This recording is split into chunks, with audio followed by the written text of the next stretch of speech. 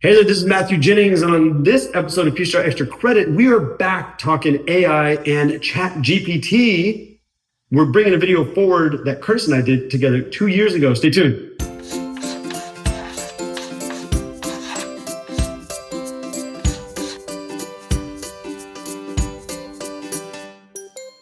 Curtis, thanks so much for doing this with me. This is awesome. You and I sat down and did a video together in 2022. We did? All those years ago. In Leavenworth, Washington, on ChatGPT. And it's hilarious to go back and watch it now. Yeah.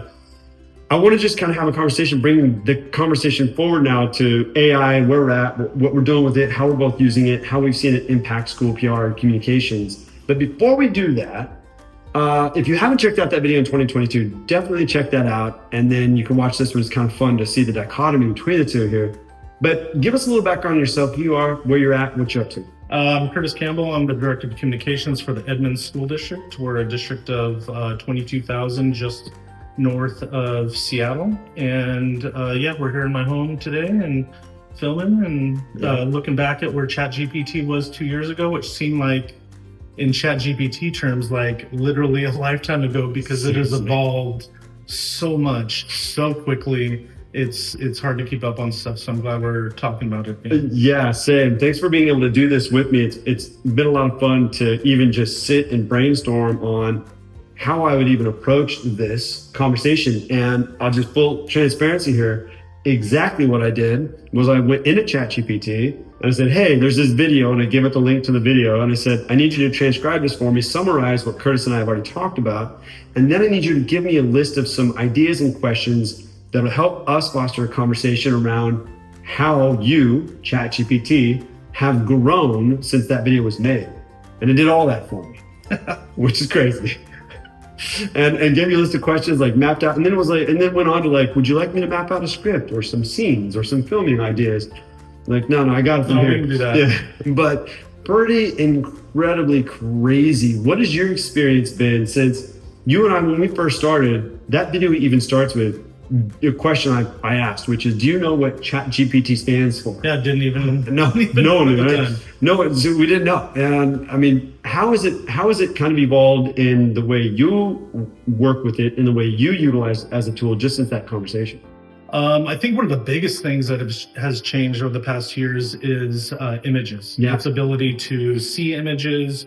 One of the things I use it for regularly on a daily basis is obviously accessibility is a huge thing in our world, and I use it to generate alternative text. So that's cool. With our websites, social media, newsletters, all of these different things that we do that use images, we want to include alternative text. So for people who have visual impairments and need or use screen readers. And so one of the things I do is, like, I'll take a photo or an image that I'm including on a web page or a newsletter or a social media post, and I'll upload it and say, hey, generate some alternative text for me. And it is spectacular, because it used to take several minutes where you look at an image and you're trying to describe it as best you can. Yes. And get all of the things, because you want people who need that to be able to get a sense of what the image is. And it takes quite a bit of time if you're just doing it, looking at all the different things.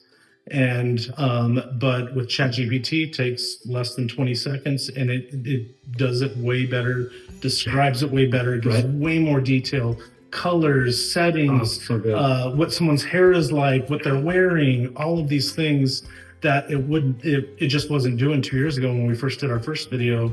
So there's that. Also, developing slide decks for things. So say I'm giving a presentation, or I'm working with some of our administrators who are giving a presentation, and we have our outline of what the presentation is, but then you think about finding the right template and putting these things in. If you just upload that outline and say, hey, develop a slide deck for me, and you get a slide deck, and it looks really nice, and it'll do it, either in PowerPoint or Google Slides, whatever format you want. And it's pretty incredible in how much time it saves. Flyers, I use it a lot for flyers, saying, absolutely, these are the important details, maybe include an image, or talk about kind of a background or an image or vibe that you want. And it is just really, really incredible in terms of that kind of aspect of it.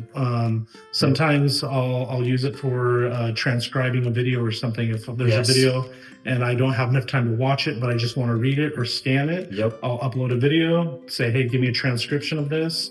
And where there used to be services that you would pay like several dollars per minute, and it just does it right away. You got it right there, and it's evolved so much since the last time we talked. Yeah, that's so true because, well, just to go back on a couple of things. If you're not using it to write alternative text for people who are differently able, that's huge. That's a massive win because you're right. That can really suck up a lot of time. But the fact that it does it at a deeper level than you would have, that really gives somebody that's differently abled access to that photo, which is cool. That was something that was totally unavailable when we made that first video. The fact that it can see images now is a big one. The fact that it can transcribe things. We use it personally, like if there's just a news article I'm interested in or a topic I'm interested in, like hot topics or things that are happening out in, at the global scale. I'll use it to transcribe that and really quickly summarize news articles and information for me as well, which is really neat. The ability for it to review videos and look at transcriptions, the fact that it can see images, it can even listen to audio. So if you can link back to a specific audio file, it can, like a podcast, for example, it can summarize what you've talked about, like I did for this video, quick summary there, which is really neat. It's just really wild how far that's come since that first conversation. It's so far beyond just you putting in a prompt and getting stuff back to you. So if you're not leading into AI yet or ChatGPT yet, there are some really great things that Curtis just shared that you can totally do. Low stakes, uploading an image, give me an alternative text for this, and that gets you into the game. Because I still meet a lot of people today. I did at the national conference we were at recently that haven't leaned into the tool yet. And I'm finding that more common than not, interestingly enough. Yeah. So if you haven't leaned in, there's some really great things to do there, which is cool. How do you leverage it? Let's get into some of the moral ethics stuff. But before we dive too deep into that, let's talk about because I see a lot of copy now that you can just tell is totally somebody put in a prompt and they're like, good enough, copy paste. How do you leverage the tool? Do you just rely on it to just write for you and you're done? I mean, I know we've talked about like putting it into your district voice, that kind of thing. Yeah. How do you rely on the tool? Do you copy paste and you're done? And do you find it's easy to see when somebody's done that? Yeah, I think primarily for me, I'm old school. So like I was a opinion editor at my college newspaper. I like writing. It's an outlet for me. Yeah. And so, but sometimes you get writer's block, or you're in a situation where time is of the essence maybe in a crisis type of situation. And so I'll use it as like a starting block sometimes. Or I'm just stuck on something and I'll like put in what I've written so far, say, hey, how might you finish this? And then it'll give you some ideas, or you can ask it for an outline and you write it in your own voice. I am old school. I do think that things need to be authentic in your voice, especially if you're, it's coming like you're using it for a speech or something, and someone or a newsletter article, those sorts of things. I think it does need to be in your voice. So I think there are some ethical implications. And when I was at Inspira recently at the seminar we were just at in Washington, D.C., there were incredible presentations on AI. And that was one of the things that they really talked about, is making sure or not really making sure, but like talking about those kind of implications. And does your district have an AI policy? What is Inspira doing in terms of like, what are the best practices? What should we be doing? What shouldn't we be doing? How should we leverage this? What are some of the implications of how we leverage this? Because one of the things, and I saw Sam Altman, one of the founders of ChatGPT, recently had an article, and he was talking about how some people are using it to kind of be like a therapist or something. He was talking about how, if they're subpoenaed for something and they won't necessarily like redact the stuff that you've uploaded. So student privacy has obviously always been a huge thing in our work. And so you never want to put in data or anything, or upload data or drop it in a ChatGPT that you wouldn't put out there publicly for anybody else. One of the things I've done is I've been doing PR for almost 20 years now. So I've written a lot of things, and I have a catalog of writing. I saw someone from, his name's escaping me, but he's from the Klein ISD School District down in Texas, and they created their own ChatGPT. Basically, they uploaded all of their stuff and some other things, and they used that to kind of train their model. And so what I've done, I was like, that's brilliant. Yes, I'm gonna do that. And so hundreds, maybe even thousands of different writings I've done over the years, I've downloaded as Word docs or PDFs, uploaded, and then also included like some publicly available safety manuals and crisis communication manuals, and put that into my own ChatGPT model, and then use that when there's a crisis. And really, like, what it spits out sounds exactly like I would normally. I was like, that, I can't think of how I would have written that any differently than it just did. It uses my tone and my cadence and all of those things. But so it's one of those things we definitely need to talk about and be wary of, is that kind of those kind of moral implications of, because you wouldn't just go and copy and paste someone else's superintendent note in a newsletter.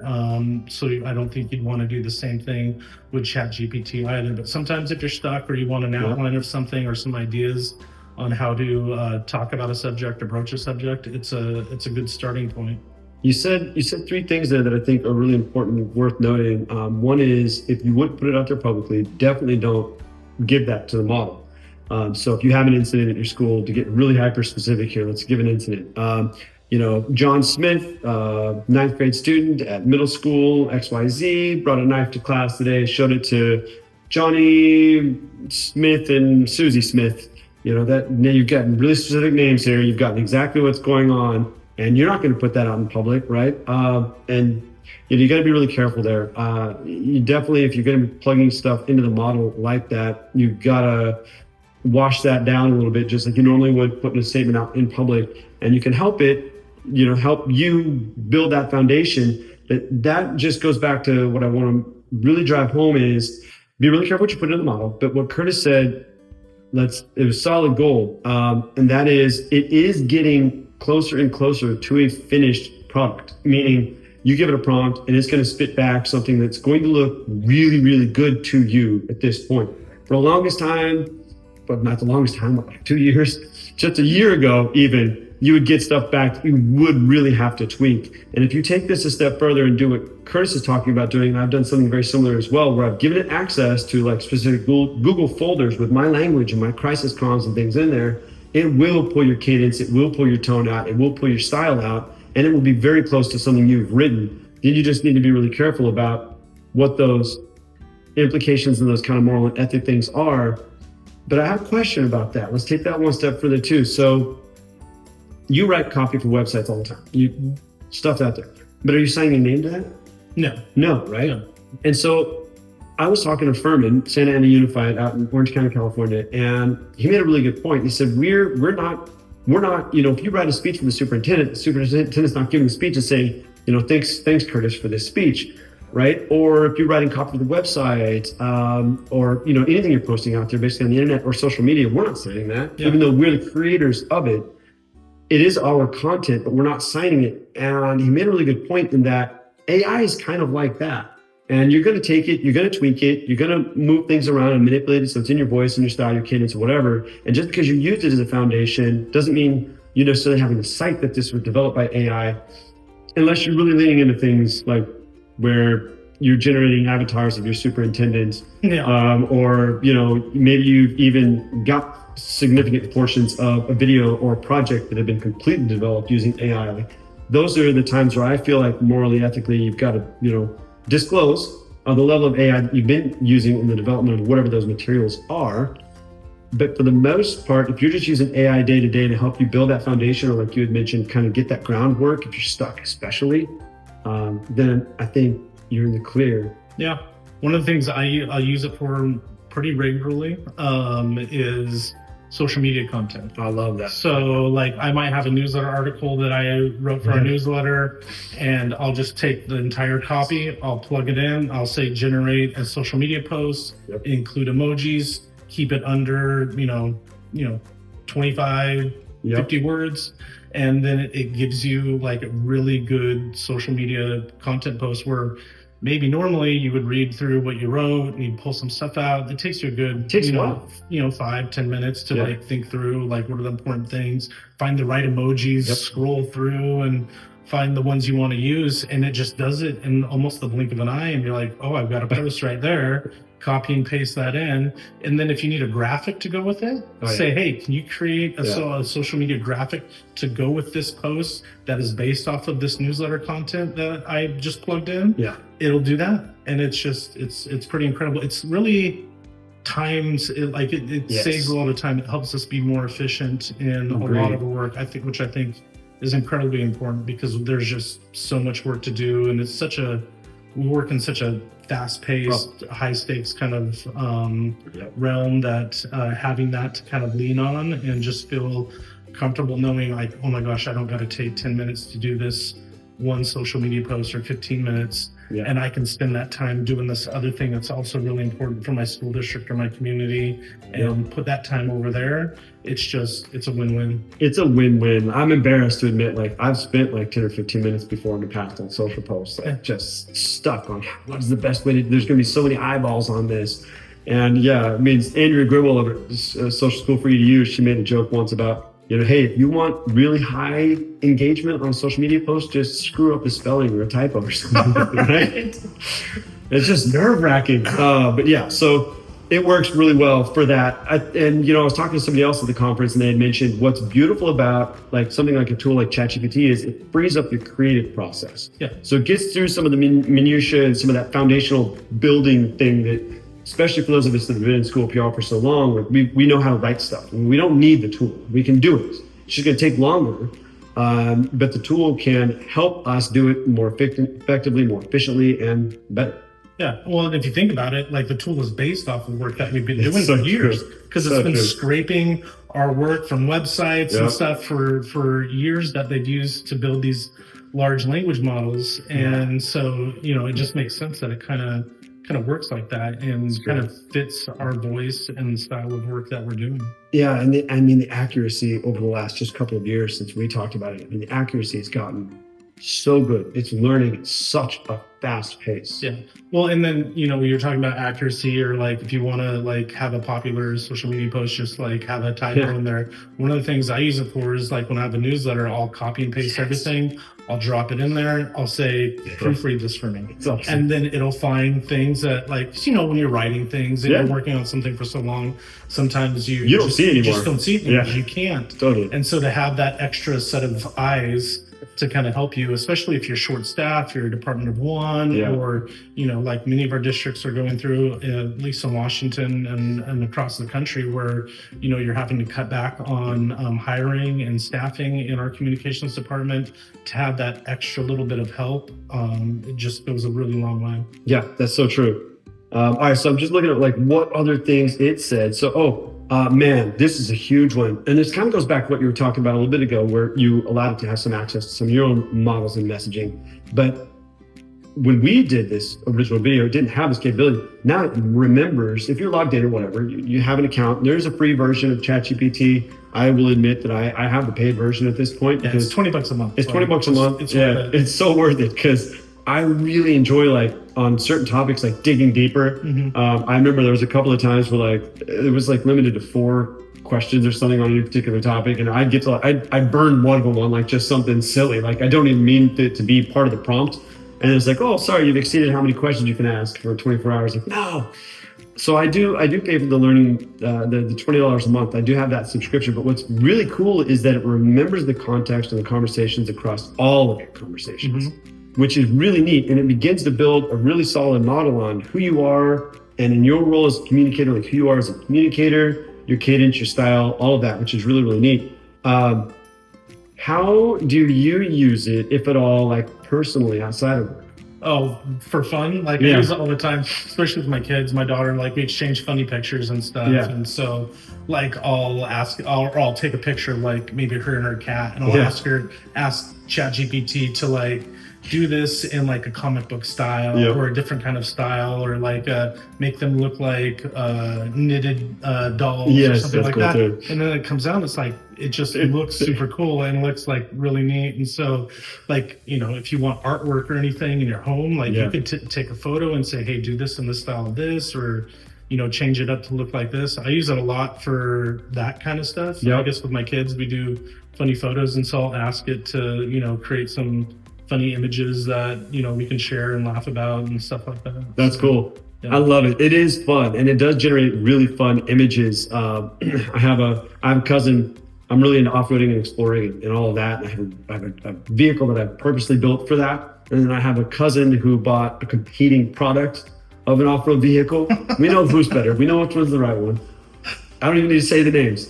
Anyway, 4 letters? Yeah, 4 letters. 4 letters start with J? Yeah, start with a J. And so it's funny though, because every now and then one of us will get a wild hair and just go into ChatGPT and have some prompt where like one vehicle's like cooler than the other. One vehicle's like climbing an obstacle. The other one's like, you know, off in the corner crying because they can't do it. And it generates that stuff within seconds. Yeah. And some of it's really hilarious. I use it a lot to explore new areas. And the reason I kind of wanted to have this conversation is because if you haven't leaned into the tool yet and you're maybe a little nervous about how to leverage it professionally, and Curtis gave some really phenomenal ideas on how to do that, really low stakes, easy stuff, then just start using it personally. That's exactly how I started. Exactly. Like, when it came out, like I think one of my very first things was like write a rap about how much I like tacos in the style of Eminem.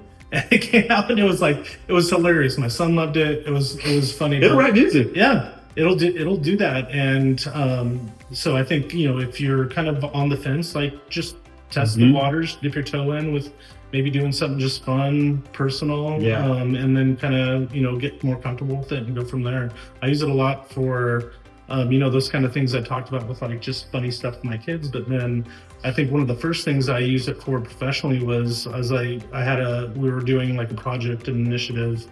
And so obviously one of the things we do are communication plans, because, you know, we use ARPA. That's just one of the things that is really important in our work. And so I fed it some research and said, give me a communication plan outline based off of this. And then it just spits it out. And normally that you'd sit there and you'd think about it and you'd go over everything for, you know, hours to develop a communication plan that you're then going to use to, you know, work on a project or an initiative or whatever you're wanting to, needing a communication tool for. And it just spits it out. It's right there. And then you can kind of go from there and then use pieces of that communication plan. You can then plug back in and say, hey, develop a series of social media posts based off of this. And then, you know, what would be you know, good, you know, graphics or emojis or different things to use for that. And it's pretty incredible. And that paid model lets you take those much deeper dives on topics, which are cool. Yeah. I like this morning, just one of the ways I use it personally is I use it to explore my hometown. I use it to explore every city that I go to. So this morning I got up and there was a couple of hours I had to myself, and I just got on ChatGPT. I said, hey, Sunday morning, it's 7 a.m. I'd like to go get a cup of coffee. I want to sit and enjoy it. I love ambiance. I love vibe. What do you got? And it came back and said, well, based on what I know about you and that you love the outdoors and you love that whole kind of experience, I have a coffee shop that's going to take a little bit of a drive. It's going to take about 16 minutes to get there, but it's totally worth it. It's like ChatGPT was trying to talk me into like, get in the car and go do this. And it gave me this really amazing place up north in Everett on the water. And then it said, like, let me know what you think about when you get there. And so I told it, you know, when I got there, I was like, I absolutely love this place. You nailed it. This is amazing. And it said, what'd you order? And I said, well, I got an Americano and I got a croissant. And it said, that's awesome. Would you like me to add this to your list of places? We had a full conversation. Yeah, it's so conversational. It's so conversational. And so I actually use it to track all the cool places I go to. And so next time I'm in Everett, I'm like, man, I just get on there and I say, hey, where was that great coffee shop you sent me to in Everett? I really enjoyed. And it remembers all of it because it puts it in all the memories, and it will take me right back to that place. And at the end of the conversation, I said, well, I don't want to be bothered anymore. I've got a great book on Ernest Shackleton and the expedition of finding the sunken ship. And it knew the title of the book I was reading. And it like ended with something like, enjoy that cup of coffee. You've got a great view. You've got Shackleton going through your mind. You'll feel those Antarctic winds like running through your hair as you're reading the book. It's just really, really cool. So if you haven't leaned into the tool, you can at least start using it personally. We just gave you a couple of ideas there. Get in there and just be silly with it. Have it generate. I had it. One of the first things I ever had it do was somebody was like, can make images? And I was like, yeah, watch. And I had it make an image of Snoop Dogg riding an elephant through the jungle. I couldn't think of anything more random. Yeah. And I was like, that's the tattoo I want. Yeah. Like, that's amazing. Like, this looks really, really good. Yeah. So use it, be silly, use it to explore, and then start leveraging it a little bit more each time professionally. I do use it for emails. If I'm in a higher stakes communication, I'll pull out my thoughts and what I've drafted, run it back through ChatGPT, and you can set tone in there, like, make this more professional or make this more conversational, or soften the tone. Because, sometimes you write stuff. Exactly. Like, exactly. We get worked up. Should I click send or not? Let me put in the ChatGPT and say, hey, lighten this up a little bit. Exactly. Be a little bit more friendly. Those sorts of things. So if you ever catch yourself in that moment, because we've all been there, like, should I send?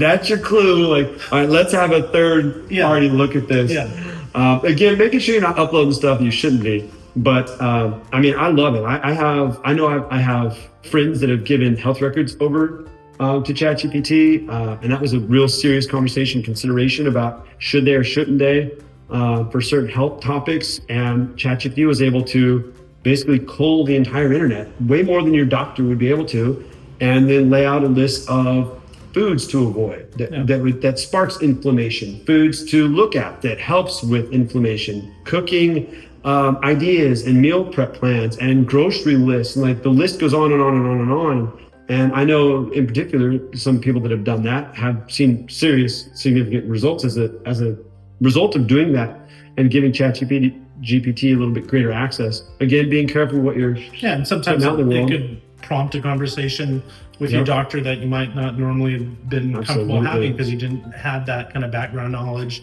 or hey, this is something I should ask about or talk about, sort of a thing. So it's really cool. It is really cool. It's a really cool tool, and there's a lot of conversation going around now. There's the younger generation. I just heard, it might have been Sam Altman, I'm not sure who it was, saw an interview, and their concern was that some kiddos are now kind of paralyzed with the tool and they won't make decisions without it.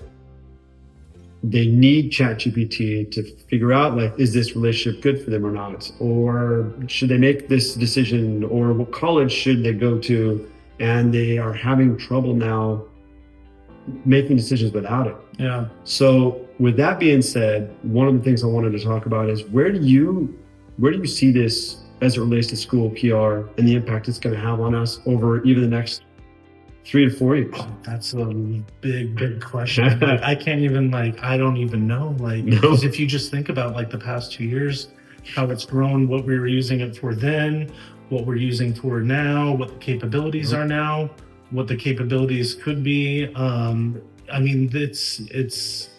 It's a lot. And it's a lot. There's, I kind of understand what you're saying about younger generations, oh, well, is this the right? Because nobody wants to make mistakes. No. And so you want sometimes you want outside perspective, and sometimes you would get that from friends or stuff like that. But if you plug it in and then oh, it's telling you to do this, but I'll say nothing's ever going to replace your gut or your intuition. You're going to know. And so I wouldn't want to tell people, oh, this is the end all be all. This is what's going to guide all of your decision making, because there's so many nuances that while ChatGPT knows a lot about us, based off of what we put into it and what we write and those sorts of things, it doesn't truly know who we are as human beings. Yeah.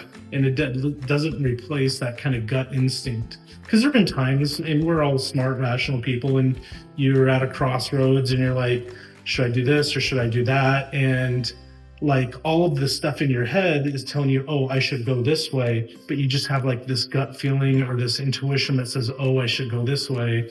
And then you follow that and it ends up being the right thing because there's just something within us that's not really explainable or not really,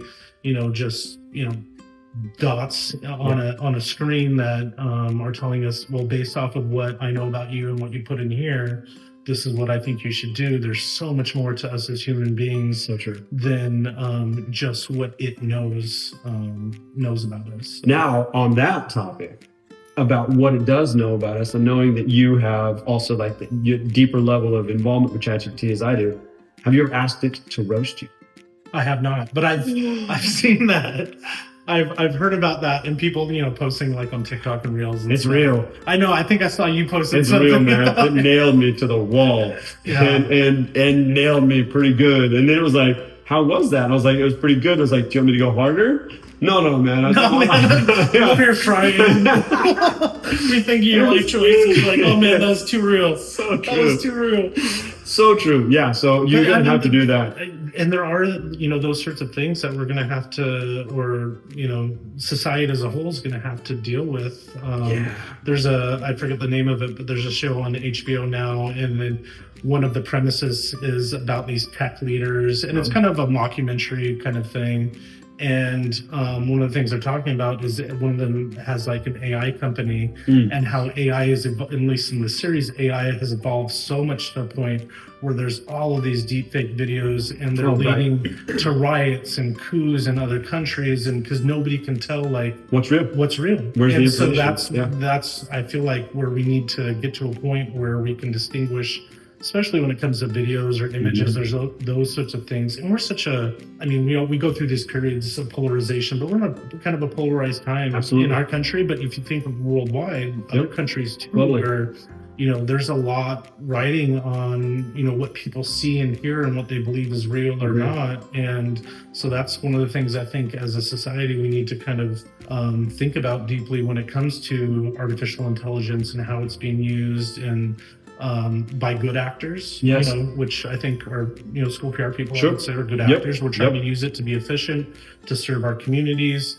to support students and staff and their success. But there's bad actors out there, just like with any technology, who are using it for, nefarious means. And that's one of the things we need to be careful about. Try to, as, governments and policymakers, they need to think about what are the implications of this and what guardrails need to be up there. Like, you don't want to necessarily inhibit progress or technological progress, because it's gone so far now. But you also need to be wary of the implications of that on a grander scheme. So you were talking about implications for younger generation who are like, oh, they're kind of paralyzed because they don't know what to do, and they need somebody or something to tell them what to do. But also on a grander scale as a society or in political systems, like, what are the implications that this kind of technology brings to the table when it comes to how we live our lives. Yeah, we got deep there. And that might be even the greatest argument for leaning into the tool and using it, is the more you do that, the more you understand what its capabilities are, what it's capable of, and you'll be able to maybe even recognize some of those issues. I think I'm a little bit more skeptical now of things I see, absolutely, like videos or images. Oh, now it's like, is that no, real? Yeah, or not. Yeah, like, right. and like, so Totally. but people who maybe haven't leaned into it, That's they right. just see something like, oh my They gosh, don't this must be understand real. the And they don't these understand tools. how powerful it is and how It's wild. how it like realistic it looks and sounds and feels.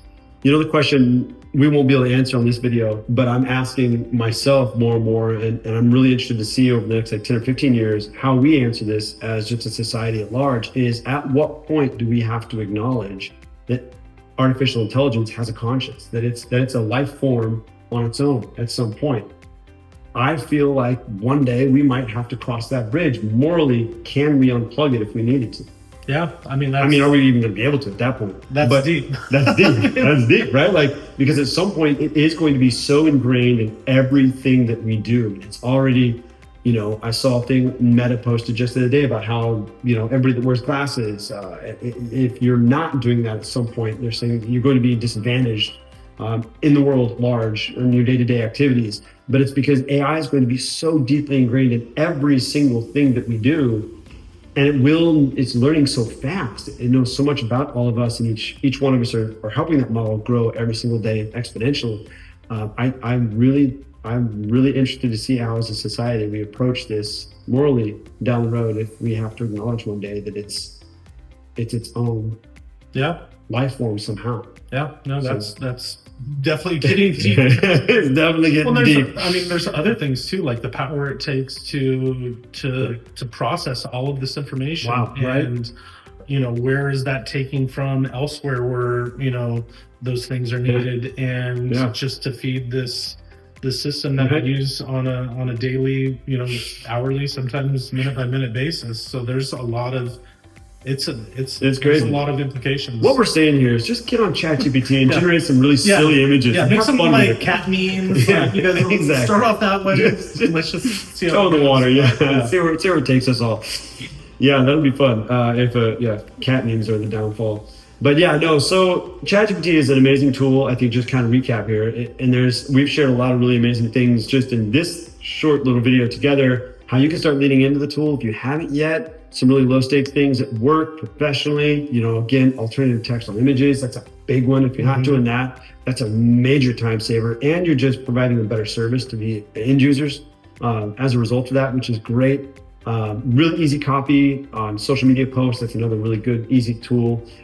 Helping you, make website copy more efficient, more effective, more powerful, using it to develop flyers. Really awesome. Images and things that you're going to post on social. Really awesome, really low stakes stuff there. And then just using it personally, ask it about your city. Ask it about some of the history in your own hometown. Ask it about some of the things that, are around you within walking distance. You might be surprised to learn things that you didn't even know about that are really cool there. In my example, it even knows that I have 2 kids. And so it's like, well, do you have your son and daughter with you? Because I can give you some kid-friendly things. And it's just really incredible that way professionally. It's amazing. And personally, it's a really easy way to ease into the game. So this has been a lot of fun. Anything else that we haven't talked about, you've just seen kind of in the world of AI and school comms and just over the last couple of years since we talked? No, I think like we talked about, it's just an evolving tool. By the time this video is posted in a week or two, there'll be some new development or some new kind of feature we haven't used before. But so maybe in a couple of years we can check back in and see if we've reached singularity by then. Or it won't even be us on the video. We just be our avatars talking. That would be that would be funny. When we were initially talking about this, I'm like, oh, wouldn't it be so funny if we just use ChatGPT to develop these avatars and do it that way? But maybe next time. We're totally doing it next time. That's going to be awesome. All right. Well, hopefully you found this helpful, and be sure to like, share, comment, follow for more. This has been a lot of fun getting to do this with you, Curtis. I've been really excited to come back around and talk about this again, because it has just grown so crazy. So really thanks so much for taking the time to do this with me. That's all we got for now. We'll see you later.